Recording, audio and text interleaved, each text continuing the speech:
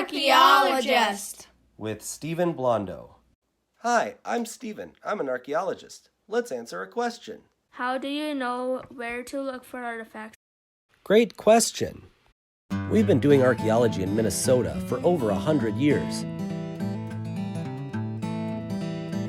Every time we find something or don't find something, we record it on a map and in a report.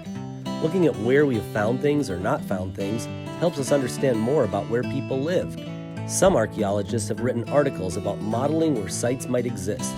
They base their guesses on distance to resources like water, food, or lithic material like quarries, and even important sacred sites. Understanding the geology and past environment of Minnesota helps us understand where people lived as well. Finding historic sites can be based on old plat maps or written records of where towns or settlers lived. As a general rule of thumb, people like to live near water on higher ground. This isn't always true, but it's a good rule of thumb. Archaeologists learn a lot as they look for sites. Sometimes we find artifacts and sometimes we don't.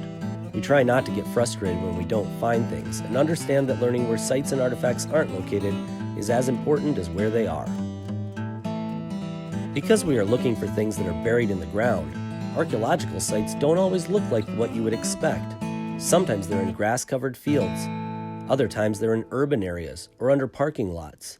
Sometimes they're even in cornfields.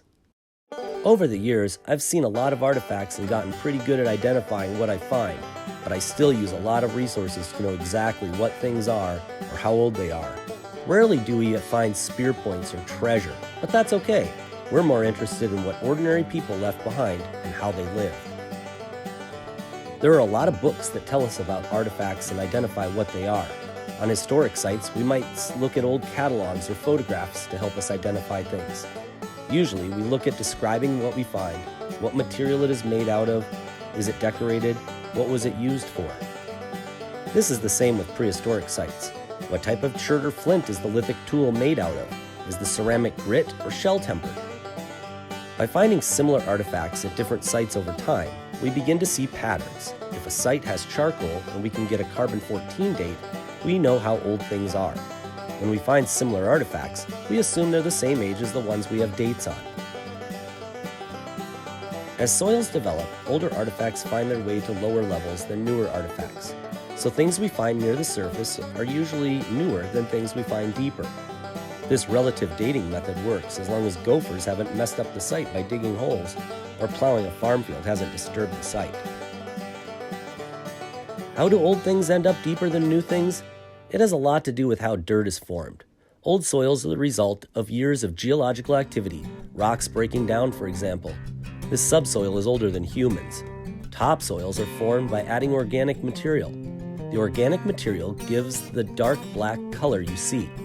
Organic material may include plants or trees or animals or even people living in an area and throwing their garbage out. The organic material composts into soil. Sometimes these organic A soils become buried over time or by filling of an area.